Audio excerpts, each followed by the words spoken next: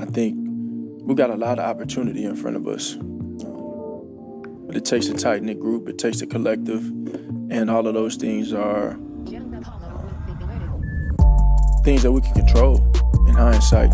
So I see it as the same thing. You know, you never run from accountability.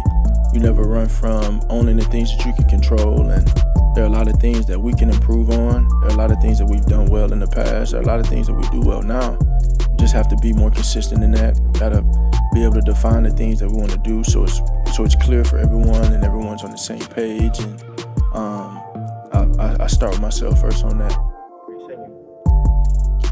Hey, y'all, thanks for listening. I'm Matt Rogers, the host of the Honorable Mention podcast, which is a Philly sports podcast, but we will today, as in many other times, get into some other teams and some really interesting divisions. If you listen all the way to the end, we'll be talking about the AFC South, North, the NFC North, the NFC West, and the NFC South. So, did I say that right, Chris? Did I repeat myself? You're good, man. You're good, man. It's fun. They're not even geographically right anyway, so who cares about those names anyway? May not. How's it going, Chris? I'm doing well, man. Thanks for having me on, man. How are you? Good. It's a interesting part of the season. Obviously, it's people are selling. I think Eagle stock right now.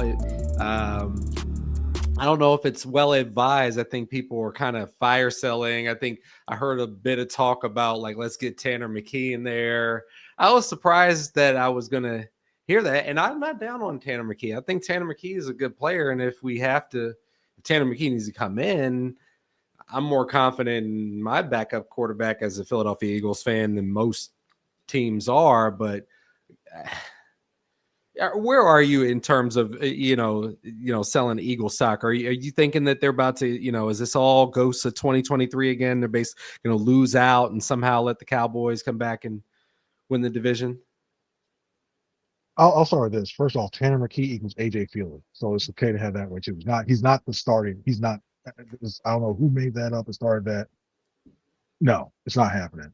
But if in terms of the stock, I'm selling a few shares. If I had 100, if I had 100 shares right now in this team, I'm probably selling about a good 25.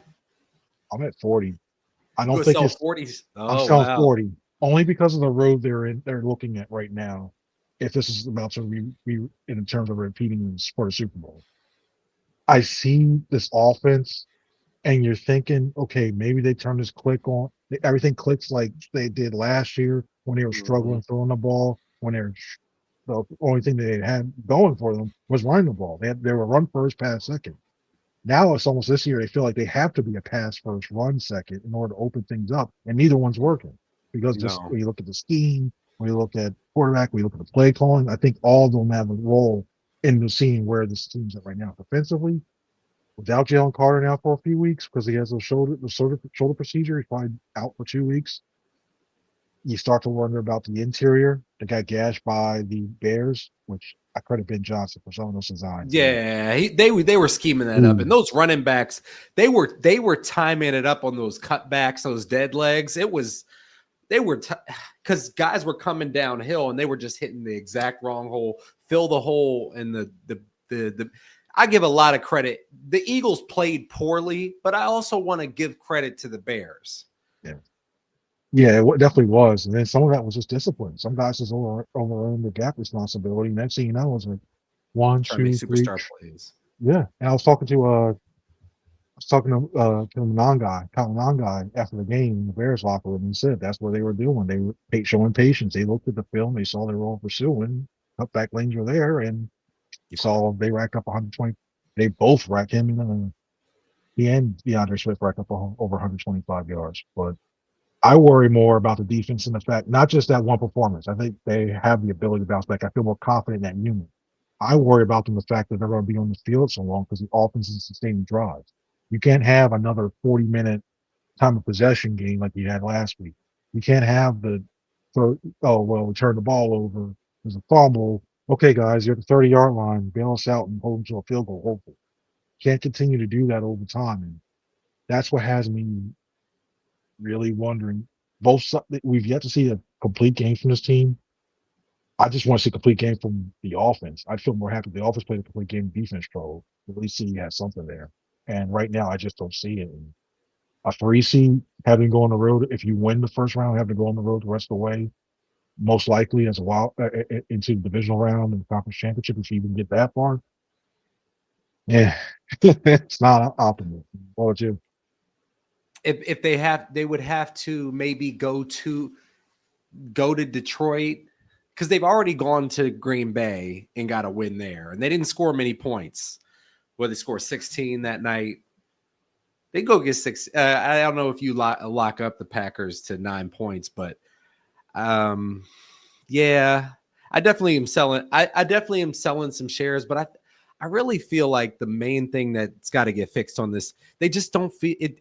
You can tell, like you said, that guys are pressing to make that superstar play, to like not doing your job, trying to do another guy's job, trying to make something happen. Because right now, I think as a team, they don't really feel like they can hang their hat on anything. Because right now, this team's always been about hanging their hat on the running game. And how not can Stoutland get this? It has to be better than what it has been. I didn't ever think I would see Saquon Barkley 20-something yards at the end of in the box seat. So box score. So I mean, how do they get this going, Chris? Because the offensive line, I think tell me if you have your football glass ball, you say, tell me how this one thing goes, and I can tell you how the Eagle season went. That thing for me is the offensive line. How do they get this turned around? First off, I need Lane Johnson back. and good luck with that. You're waiting for that. That foot injury. You're lucky it was a sprain and not a full-on fracture, because that big man having that foot injury and being a tackle, you need mobility. So in the meantime, I think it's one of those things. First, I'm maybe looking at a change at right guard. And the problem is, do you put Brett Toth in there and instead of Tyler Steen? Tyler Steen had struggled 2 of the last 3 weeks. He's had some issues. I don't think that Stoutland wants to do that because he messes with the continuity. He's had them in there the whole time. And there's the communication level with all those guys is needed, and the comfortability working next to it. So I'm a little worried about that. I think Landon Dickerson's a little bit more banged up than it's being Oh reported. man, obviously. Yeah, he's gutting it And so out. is I mean, Jurgens. Jurgens too. Yeah, It, it's one of those things where you're looking at those guys aren't as effective as they were because, especially Landon. I think that injury that he suffered week 1 and into preseason really and moving on, I think that really is lingering. He's trying his best to go out there. So I give him kudos for showing that effort, but it's not as effective. And remember I keep going back to last year, the strength of the team run wise, when you ran behind Landon Dickerson and Jordan Mailata, you were going to get at least 5 yards. And that's just statistically, you're going to get 5 yards going behind them, and it's not there anymore. So I don't see that. The main thing I think we may have to do is get a little bit creative. Maybe you start running more RPOs so you're not counting on them to hold sustained blocks for 4 or 5 seconds. Maybe you roll Jalen Hurts out and design bootlegs. I know that's more the Shanahan system and not used a lot in this offensive system, but maybe you do that a little bit to worry about them clearing the backside. And then if you're doing that, he's running towards the outside. You cut something on half the field, but at least you're not getting as pressured. Flood the zone that way. You can do stuff like that. Maybe some draw plays too, because you don't you're using the defense's aggressiveness against them. Cut it back up. Maybe you'll get some things for that. You're not getting any blocking from the tight ends besides the outside, even then it's like, so it's not much you can do at all. It's a matter of just now working with what you got. And it's getting kind of scary. Not a lot of time to throw, and Jalen Hurts is seeing pressure, and any quarterback. If you start to see anything up the field, your eye level changes from, let me look at the safeties to, somebody's come up the middle, losing the half the battles already. Yeah, I've been really thinking that he over the last few weeks, even before the Eagles started losing because of it, as the offense started sputtering a bit, I've been thinking, we got to start just getting the ball out early on these tight end screen. I mean, it's one of my least favorite plays when they throw the tight end screen to Dallas Goedert, but at least it's something. Just get the ball out of the quarterback's hands. use some of that, like you said, use some of those defenders coming downhill so fast, getting downhill so fast against them, give these guys a chance. I mean, what do you think about that? I think it's not only just that, just make it vary the looks, because it always feels like we're going to see, like you mentioned, Dallas Goddard.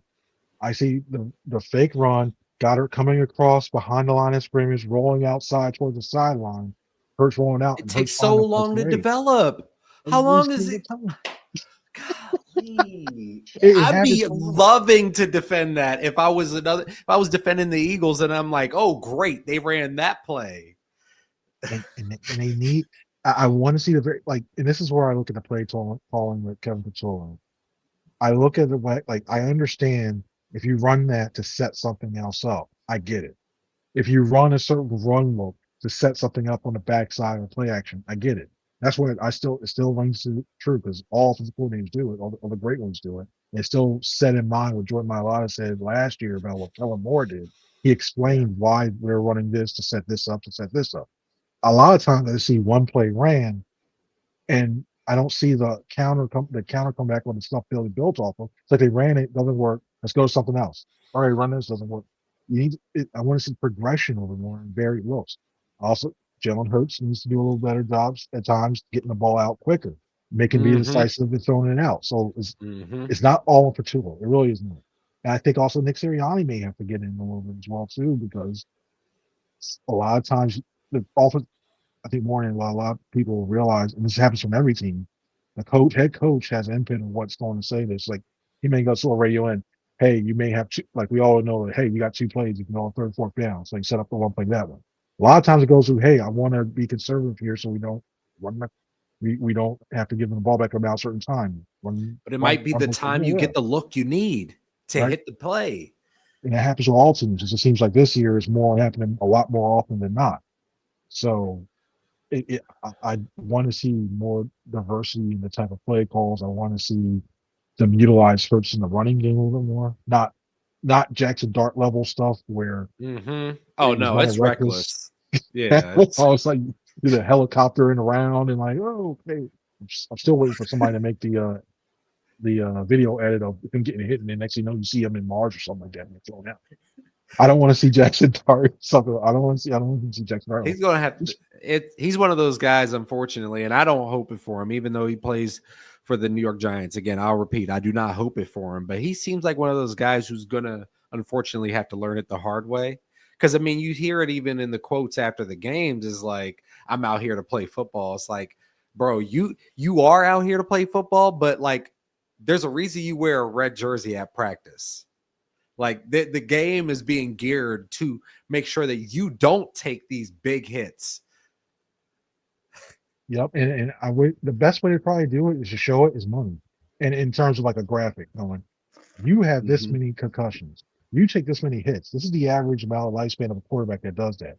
Now there's your average quarterback that does it a little bit, that picks their spots to do that, and look how much money you can lose in that. Look at the contracts they get versus the contracts you don't get. And then he goes, oh.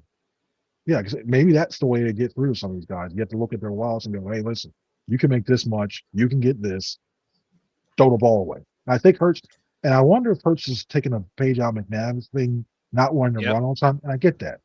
But it's starting to come to a point now where edge rushers, when they try to do that, read looks, whether it be a zone read, power, whatever, they just fly off and go straight to Saquon or whoever's running back and don't even respect it as much as they used to. We all know it's a middle draw coming. We don't see the edge rusher. That's what unleashed Saquon, though. It's like people made it like, Saquon was just a benefit to Jalen. Jalen was also a benefit to Saquon because you can't come and completely crash down. I don't know. But right now, there's just not enough. There's just not enough variability and stuff. And I watch a lot. I have a show. Y'all are listening to it. Chris, I love the game, but I shouldn't be able to at my level because I have other stuff in my life that I have to do. It's not my full-time job, unlike the people who play them every week. I'm like watching the game with my wife and my son. Hey, they're going to throw the ball to Devontae on this play. Watch him right here. It's like, how do I know that?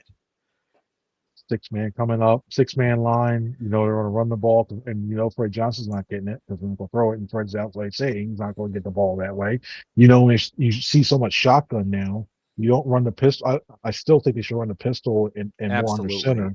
His pistol, at least pistol net, you allow Saquon to go downhill. Middle ground. It's a middle ground between shotgun. Yeah. It's so much stuff they can do, but I love to be a fly on the wall and try and talk. Try budging something like nudges people I sold to contact with. Like, nobody's talking like that. I want to be a fly on the wall and seeing how they are coming up with this game plan, developing and these formations, and also penalties. Stuff like stupid stuff like lining up, covering the tackle or covering the tight end. False starts are a big one we're seeing now. So it's all things, signs of a bad stuff that a bad team does. The thing is, this team's 8-4 somehow. It's crazy. It's also crazy, and I guess we went down the rabbit hole of what's wrong with the Eagles offense, so we could do a series on this. Yeah. But another thing, I'll just throw one more, since honorable mention. It is so frustrating to watch other teams week after week after week be able to run the pick play, but for years, the Eagles have not developed the discipline or the execution to be able to run. That is such, especially when you're in tight and in the red zone, or on these, gotta have it plays, gotta have it pass plays, especially with Jalen's legs. That could be it could open things up so much if they could ever figure out how to stop getting called for OPI every time they run that. And I wonder, some of the things I wonder if they have a rep, because there were some of them that I look back at, I'm looking like, no, like the blatant ones, like with George Pickens on last night. I still remember that back in 21, 22, 21, especially Rager. It was Rager and Devontae Smith. They're running that pick play. Rager just runs right directly into him like he's like a fullback trying to run the guy's shoulder. And you see that. Lately, like when it comes to like Devontae or AJ, stuff like that, some of those, it's real ticky-tack. Like as long as you don't sell it and everything, and they're flagged for it. Now, I don't get those, but it is. I don't think don't stop. Run through it. Continue running your route. Kind of trip up. Even if you make contact with a guy, keep running your route. Look like you're live on the play. Don't just stop. Like you intended to kind of lay the guy out on the play. Pulling their inner Draymond, all of a sudden the hands down forward. You might as well flop at the time. You're gonna run into it, flop back. Exactly. And look like, hey, you stopped my, you impeded my progress. Let's try to go this way. Right. So coming into Monday night, Herbert's coming in with a bad hand. I expect him to play. Eagles don't have Jalen Carter on the hand with Herbert. They say that they're pretty much not going to be able to have him under center at all. Is that advantage Chargers, advantage Eagles, just on that alone, not as a team, but just on those two factors? I think it's still definitely advantage Eagles in that point. And it comes to the point where I kind of may want to. I don't know if I mentioned the story before, but when I was playing semi-pro, I had this coach, Coach Steve, and I think this would be great for what the Eagles should do to Justin Herbert. Is say sometimes you just got to take a 15 early. Sometimes you just got to take a 15-yard penalty, roughing the passer to get it in the quarterback's mind. You do. And that's it's like on the line of dirty, but it's not, because you're not trying to do anything you just want to send a message. Yep. So if you maybe hit the hand a little bit, like a second late, then they give you they usually give you that one step and the peel off. Maybe when you do a one step peel off, the hand, it so happens to hit that left hand. I think they're just going to target no matter what, even if they get there before the ball is out. Yeah, keep going. And then the thing about the Chargers is their offensive line banged up as well, like even worse. And they're bad. Yeah, Jameer Saylor and Bobby Hart. That's what it is. Those two. The Eagles should get a lot of pressure. So then you start worrying about, okay, can they force Herbert to step up in the pocket? This is where you're looking now. All of a sudden, Mauro Jomo, I have no problem with. Jordan Davis may have to get some more snaps in the pass rush. You're looking at now like Ty Robinson and Byron Young, and you're hoping all of a sudden one of them at least steps up in the pass game. I'm not so sure about that. It's got to be Ty. It's got to be Ty because I I'm gonna stay positive, but Byron's got room to improve from what I see. It's almost like they stuck by him so long because last year he was on this roster and never saw him. It's like, why did they at least put him away? And then this year, like, okay, you see glimpses, but it's not consistent. It's almost, I kind of wish they at the time they had Thomas Booker back, but traded. No kidding, absolutely. No, I mean, he looks like he gets moved in the run game so much more than he should. Like, it's something. It's got to be leverage because I was watching it up close in week one when he got thrust into a lot of action, and they just moved. The Cowboys were just moving him. It's crazy. It's shocking to see because he's not a little guy.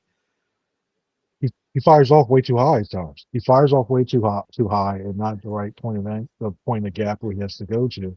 So when he gets up high, it allows the offensive lineman to get their hands inside. And they can move him wherever he wants. Next thing you know, he's a yard to the right or left. They have a kick out. That's all they need. That's all you need. That's 20 yards. And once he gets that second level, because the strength with having Davis and Carter was it didn't allow the offensive lineman to get up to the linebackers and allow them to flow. And when you don't have them to do tackles, it exposes them a lot more. And they started to wear down a little bit more. So you need Robinson or Young to figure it out or at least get in the way. I think Ojomo can do well. Just all thing about discipline. And then it makes it, like you said, talking about that second level, as you said, second level, first thing that came to mind was an image of, the Sidney Brown. And if he's right, he might knock the ball backwards 60 yards. But if he's wrong, getting into the second level against Sidney Brown is a scary season for Eagles fans and the fans of whoever the ball carrier is. Yeah, and I'm at the point now. I'm not so sure Sidney starts or gets a lot, or if he does, get some time. I think that Marcus Epps, he was a full participant in practice again. I think it's one of the things. He's experienced. The thing is, he puts your mind at ease more. Like I just don't think on any single play Vic can call something with Sidney out there and feel like he's not going to do something that just completely screws up the play. There was some of that with Makuba, but you can accept that from a rookie, right? I mean, and a rookie who's showing promise continuously and making splash plays. Sidney might just, blow a coverage or completely whiff on a tackle. It's scary. And it gets, you can buy yourself time on making aggressive mistakes. Like if you just make a mistake and you just lay off and just go, I give up, then you're out. He's buying himself time because he's making aggressive mistakes, but it's just sometimes the same mistakes. His angle of attacks from tackles needs to be corrected, but it hasn't really happened. I'd rather see the Sidney we saw on that kickoff with the flying high knee being on the right end, on a right angle, tackle somebody. I'll take that Sidney over the one and like, okay, going down, wait, and then you putting the arm out and it's arm tackle and it's broken and it's going downfield. So he's not strong. He's not, carrying enough pounds on him to be trying to arm tackle people. You're not that big. So, especially once guys are at his level, the second level, no, they've already got a head of steam. He's going to have to, but I think we're going to see more Marcus Epps. I think that is a theme for people who are listening to pay attention to on Monday night. Yeah, and the team was really high on Sidney coming out because they pointed to his ability to get takeaways. They're pointing to his instincts to go know where the ball is being thrown, what have you. It just hasn't developed as much. I wonder if part of it was that ACL where he had to miss time. He's missed time here. He missed time in here and there early on, and concussion and everything else. It's just not. He hasn't been able to put things together, and he's got to figure it out soon. Because if not, I'm not saying this in jest. I'm not trying to be funny about this. He could find himself out the league, and it's the league that has his rights right now. I think it's the Argonauts or the Tri Argonauts, the CFL. If he doesn't find a way to correct this and settle down on special teams, you can live off special teams, yeah. And maybe that's the way he goes. Just a good special teamer that you can't rely on. If that ever goes, good luck. It's hard though. From a roster construction perspective, I mean, these are all theories, right? But it's hard to keep a good special team guy who plays a DB position, because DBs end up over the course of 18 weeks, they end up dropping like flies. And a guy who's, maybe a good, gunner, like if Keely Ringo could end up being a guy who the Eagles can but the Eagles are at least comfortable enough if Keely has to see the field, then he can, make do for 2, 3, 4 quarters.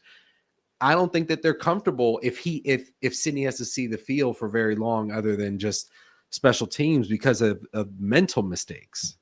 Yeah, and that's the key thing. Yeah, every time blocks in the back, when you're looking at something like we mentioned, the missed cover, it's getting to the point, and he was a relatively high pick for them as well too. That plays a role in him sticking around too, but not it's split up time for him. Because the thing really is his last real chance to do this, because once Makula comes back next year, Oh yeah, and Reeves got that next year when we sign him. So yeah, good luck. This is his last time. If he ever wants to prove that he can be a starter in this league, this is it. So back to Byron Young. What the Eagles put on the field on Black Friday was just awful. What's your concern level on a scale of 1 to 10? Because the Chargers will have Omarion Hampton back. They do have Kamani Vidal, who's also a good running back. Harbaugh likes to run the ball. What's your concern level on that 1 to 10 that we'll see more of that kind of gashing that we saw on Black Friday? I'm at about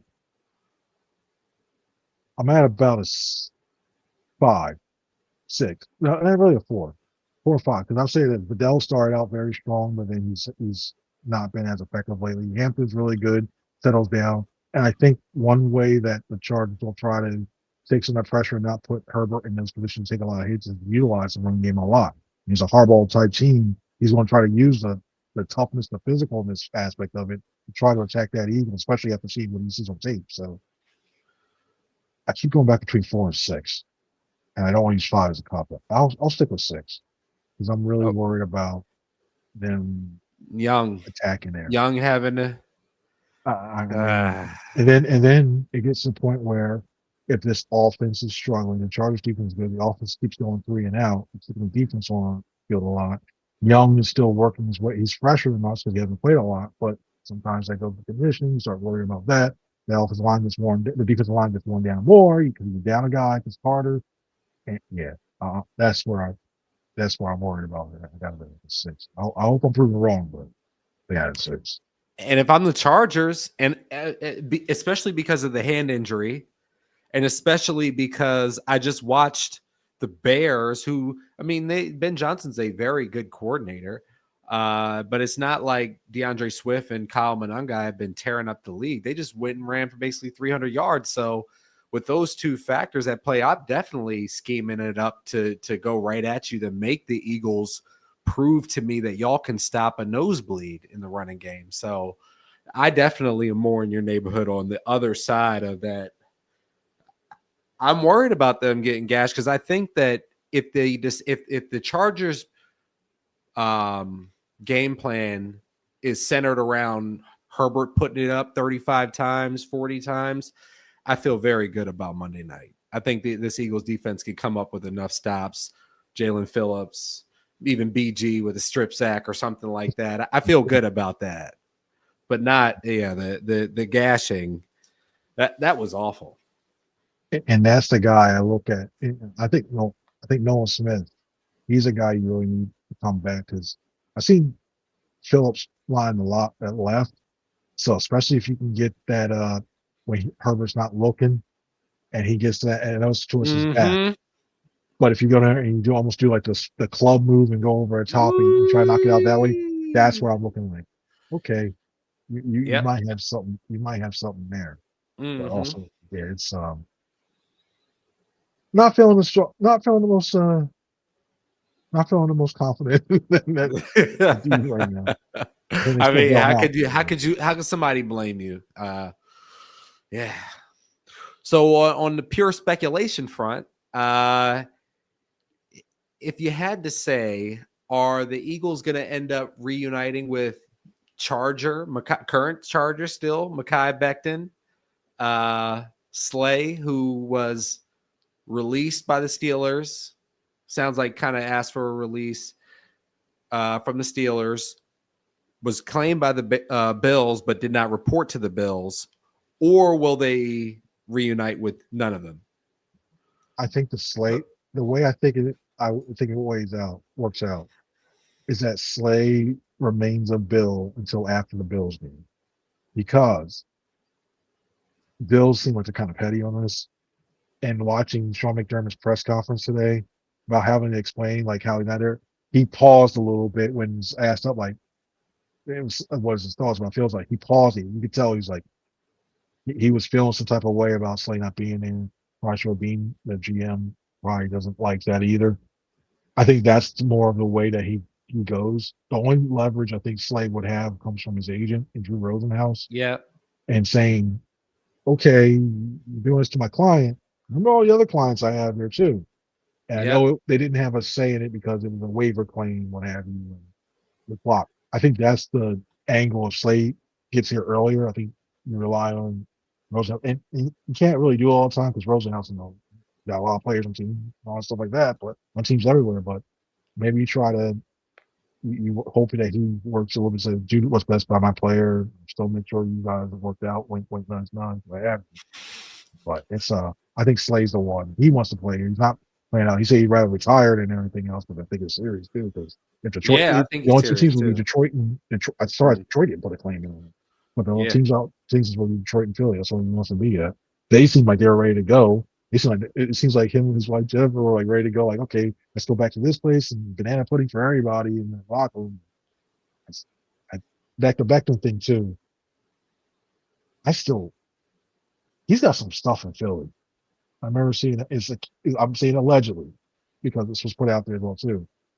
Something about, I just remember the post that his person he was talking to, I'll leave it at that, talking about how he wasn't there, he dipped out, showed a picture of dolls I did not need to see in my life.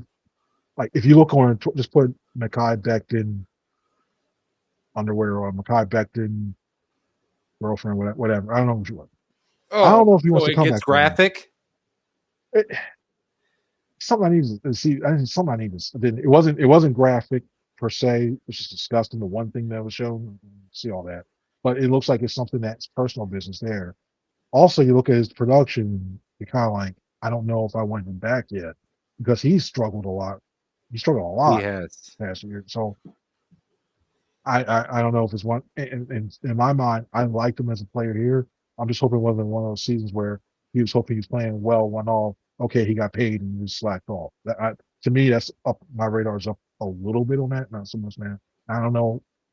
I just look at that. Will he be better than Tyler Steen right now? Yeah, but it's not by that much. To be honest, it's not, to me. It's not that much. He's that much better. So I think he rides out the year there. Maybe he gets cut. Maybe it's released. Maybe the Eagles draft somebody. Or maybe worst case scenario, they bring him back. I don't know. And I do agree with you on the Becton front. It'd be nice. The thing is with Becton, you're going to need a couple weeks for that ramp up for exactly the reason you're talking about. It may be a motivational thing. He may have been extremely motivated to play hard in Philly. So there's also the continuity issue, like you said, with, even moving out Steen for Toth. Toth has played a lot on the line, so he's more comfortable. It'd take a little bit of time. The Eagles may be comfortable to bring Becton back as the right guard of 2026. That could be very attractive to them potentially. Yeah, at this point, this line needs to get younger at some point too. I don't know when you find that. I don't want to shift Jurgens out from center. I don't want to move him back to guard. I think he's best at center. So I hate to use it because if you do it, I might be thinking with a third or fourth round pick, you might take a guard, a guy who's a good tackle, or maybe you your first, late in the first, draft your Lane Johnson, heir apparent, who's good enough for moving up to play guard, and then eventually when Johnson retires, move him out to tackle then. But as of right now, I got a couple guys. I'll talk to you about that because I don't want anybody who likes other teams to. I got a couple Yeah, guys. got the sleeper. Like, all right, cool. We'll talk draft at 2026 draft, just you and I, before we put any of that out. But yes, I got a couple guys. That is job number one for next year's draft. If you're going to be a team that's built this way, if you're going to be ass kickers on the line, you got to have ass kickers at A and B, and a couple guys you can move around. They've lost some of the toughness. They really do. They've lost that spark and that nastiness. You need a guy that you're going to look at. I forget the guy's name who got traded from the Saints. Was it Trevor Penning? I don't like the way he does. Yes. I don't like the way he's dirty. I don't like what he does. He's dirty. But I like to see somebody who's just nasty. Nasty, yeah. It's a nasty position. Yep. Like Jalen Carter. Yeah. You need your enforcer on the offense. You need your enforcer. Lane talks in school too. Lane does his thing. Landon has that ability to do that. Well, again, I think he's just banged up this year. And Jordan, he's a nice guy and everything else, still plays very well. I don't see him as like that. Bleep you, I'm gonna tell us. Yeah. So yeah, that's why they just need that one surly guy who just is probably looking at his locker. Bleep this. I like this guy. Bleep. Add him to there, and then they get the chemistry back all over. Like a CJGJ, but at guard. Yeah, that's perfect. You get that guy as long as he reins it in. Don't say some stuff. Yeah, I'm perfect. But you can bring a guy like that to Philly, right? In the right culture, those guys, especially with the right. I mean, you get to play with Lane and Jordan Mailata. It's a pretty good honor. So, you think in 2 weeks' time, Chris, the Eagles' magic numbers down to 3 before they play in LA on Monday night? You think in 2 weeks' time, after they play the Raiders, that the Eagles will have knocked that down to 0 and secured the NFC East? As much as I talk about how concerned I am, and I don't know why I'm saying this, but I still, it's some of my guts thinks they win out there in LA. And stay down 2. And I think they win next week against the Raiders. And I think the Cowboys lose to the Vikings. I think just the way, the amount of pressure. We saw what happened last night with the Lions and the amount of pressure. If you think the Lions didn't put enough pressure, wait till you see what Flores does. That's true. Blitz. And you're gonna have to do the YOLO balls and the moonshot. Dax might throw moonshot balls. The Cowboys, and they can hit sometimes, but the way Pickens has to play better because he just lollygagged that game. And CeeDee Lamb, I know they got the mini bye. CeeDee Lamb had a concussion. I see how he comes out of that. So I look at that Vikings. I think the Vikings pull out and beat the Cowboys, and so I think it's a good chance that everything's wrapped up division wise next week.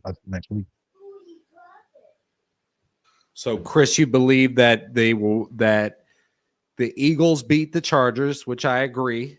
That the Eagles beat the Raiders, I agree. And that the Cowboys lose to the Vikings. In my mind, I was thinking that the Vikings, I think that is a good little wrinkle, though, with CeeDee Lamb out and the Brian Flores pressure. Wow. But can the Vikings score points? No. Once JJ McCarthy all of a sudden, it's almost got to a point now they have to. Like, they need to, just for the fact that we want to keep Justin Jefferson happy. Because when you look at it now, you had somebody who was real comfortable with Kirk Cousins before he started declining. You had Sam Darnold, and you saw what that offense did, and you say, man, we believe in JJ McCarthy, which I've never understood. I never understood that pick that high. Like, okay, he's a winner. All right. What does he do well? Well, he's a winner. Does he run the ball effectively? Well, he's a winner. Does he pass the ball better than some guys in the draft? Well, there was nothing there that was steadfast. To me, he's a good backup, not a goal getter, not a starter. That's what he's turning in. I like JJ, but he makes some big misses. I can't excuse it. Some of these are just layups, and he'll airball the layups. It's crazy. It is bad. And I'm saying he's a rookie. I know this is technically his rookie year because he was out. So, but some of those things I just don't see it. And now you come to the point where if the Vikings were smart, they try to get Mac Jones. If they were smart, they try to get him, and then when he's a free agent next year, and sign him to be your Darnold part version 2 to keep Justin That Jefferson. would be a really good move. I It, like Mac Jones to the they Vikings. and And they could throw some money at him too. Yep, because you still got that. The beauty of this cluster, of this quarterback position, they don't have to pay the position right now. They are one person they're really paying is Jefferson. That's right. Man, so and they gotta pay. I mean, this is Jefferson insurance, because the thing is if they thought AJ Brown was upset, Justin, they need to get this together with Justin, because Justin Jefferson had the reputation of being a quarterback proof guy, which is very rare. I mean, even some of the greats are not quarterback proof. This year, he's not quarterback proof. I mean, this level of quarterback play is now finally impacting Justin Jefferson's stats. Yeah, and you look 5 years in now, you haven't really had that. You haven't gotten to the Super Bowl, what have you. You've seen all these other guys. You got the money now, so you don't have to worry about the money. Then it becomes a legacy thing. You got the stats, and usually when guys got the money and the stats already, you start looking at, okay, well, I'm in the championship. Am I going to get that here in Minnesota? And I don't know. I think, and this is going to make matters worse, I don't think you can do it in Minnesota, because I really think Brian Flores is going to get a head coaching job. So you lose him from the defense. Got to roll the ship. Kevin O'Connell, I like him as a play caller. I like him as a head coach, but you can only do so much. It's set up perfectly. And McCarthy didn't wasn't through. They needed Darnold back to at least make a run. Now you don't have it. It might be uncomfortable up there. Well, before we let the people go and I let you go, Chris, thanks for making time. Let's go through some of these really interesting division races. So I think I might have mangled this at the top of the show. And if I did, folks, I apologize, but it'll make sense because we'll start actually saying team names. So we'll go to the AFC South right now, which the Jacksonville Jaguars lead, but they are tied with the Indianapolis Colts. They're both 8-4. And you've got the resurgent Houston Texans at 7-5. Who wins this one? I've said this, and I really believe it. I said it a few weeks ago. I start saying it. If the Houston Texans ever had good quarterback, their offense ever got things right to shift, they can be a threat to go to the AFC Championship game because their defense is that good. Oh, lo and behold, 198 points. Yeah, it's insane. It's insane. Like D'Amico Rice, one of the guys playing, great warrior mind, and he has that defense play coming at the right time.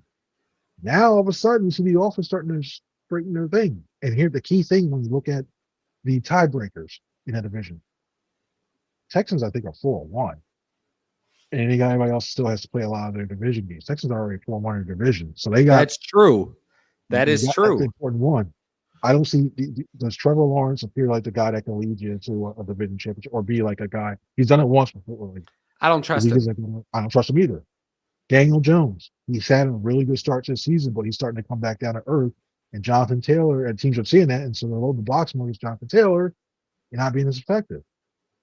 I don't see it. I think I wouldn't be surprised if the Colts made. I wouldn't be surprised if the Colts made the playoffs as a wild card and the Jaguars fall back, but I think the Houston Texans wins this division. I didn't even have an answer.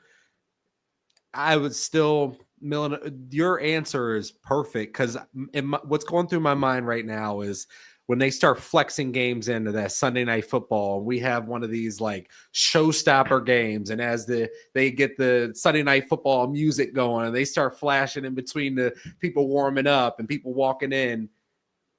Do I want to have rooting for the Texans, or do I want to be rooting for Trevor Lawrence and the Jags? No. Or Daniel Jones and the Colts? No. I would feel more comfortable having put my money down on the Houston Texans in that one. And you know what the point? You know how you mentioned Sunday Night Football. You know what the hell they always do the whole whatever, like the Ravens and Bengals. It's the AFC North Championship, whatever. Yep. You know who plays the final week of the season? Texans Colts. I can see Ooh. the AFC South Championship for the final game of this regular season and lead. Do-do-do-do-do. Yep. Oh man, that's good. That's good. I like that pick. I like that pick. Let's go to the NFC South, where we've got Tampa Bay at 7-5, and you've got the Carolina Panthers at 7-6. I can't say the Panthers. I can't physically say that. I'm struggling trying They to just say beat that. the number 1 seed. They just gave it to them. Dave Canales has them playing well, and I put part of that is I think the whole West Coast team coming east and playing at 1 o'clock. I think that Yeah. plays a role in there a bit too. Mm-hmm. But they played extremely well in that game. I still think the Buccaneers have come out of this one, but They're a scarier team, absolutely. yeah, and the thing Carolina has going for them is they got nothing to lose. People thought they weren't going to be this good anyway at this point right now, so they got a lot to lose. I think even though the pressure is all on Tampa Bay, like this is your division, you are you you on paper, your roster is by far better than any of these other teams in that weak division. Which I wish the South would actually be stronger, but it's just bad. But yeah, I think the Buccaneers eke out the division but barely. What do you think?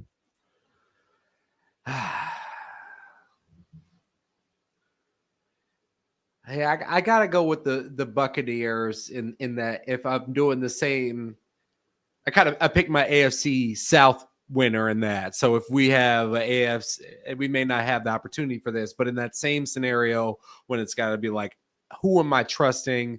Who do I want?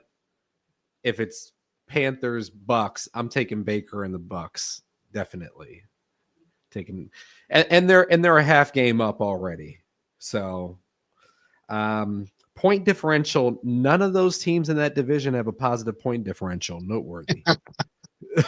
and I give a fact. I know Mike Evans has been out. He's coming back relatively soon. He won't be back this week, but maybe as soon as next week. I get that, but negative like it's horrible. This is bad. It's been a bad division for a while now. It has. And I mean, there are going to be a lot of tough conversations in Atlanta in this upcoming off season. They're going to be, there's going to be a lot of selling. Yeah. Kyle Pitts is gone.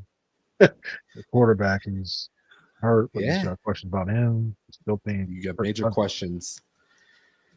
Yeah.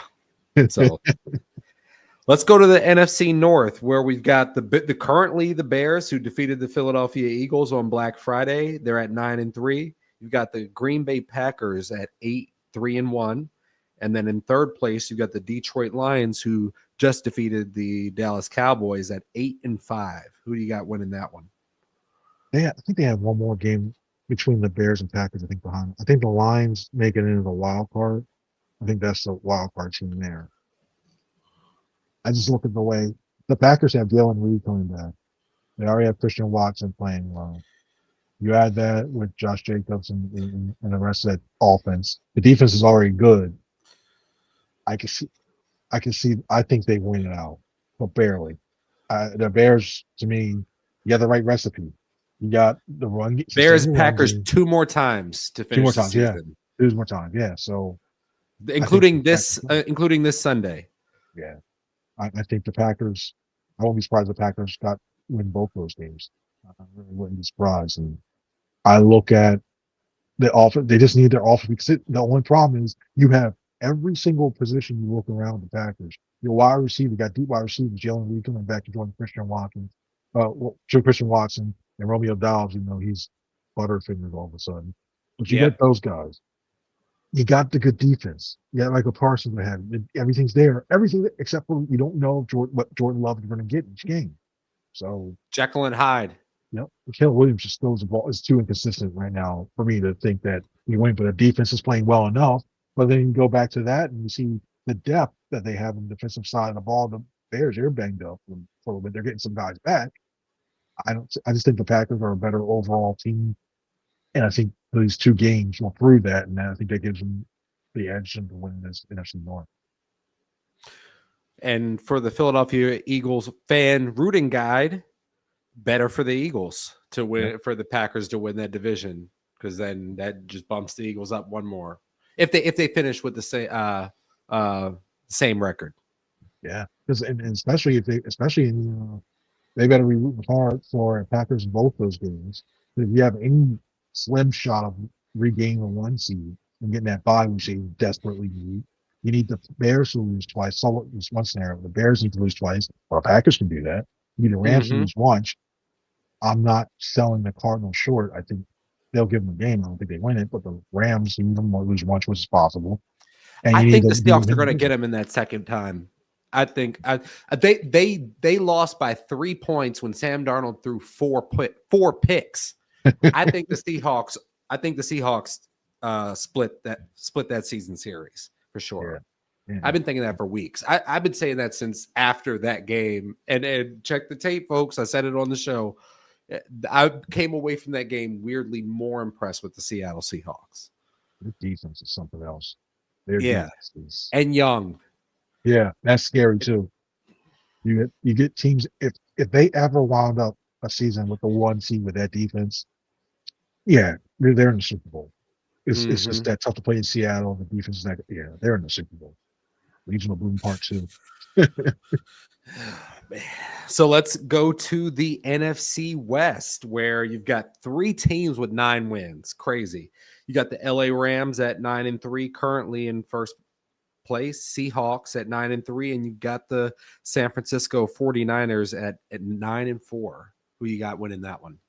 See, the 49ers schedule is so easy, but Purdy all of a sudden is Purdy just looks suspect all of a sudden. He's not in rhythm. He's making the right reason the ball is flying out. It's like maybe it's a mechanical thing, but so I'm eliminating them. When all said and done, give me 1 second. Chris. Oh, you good.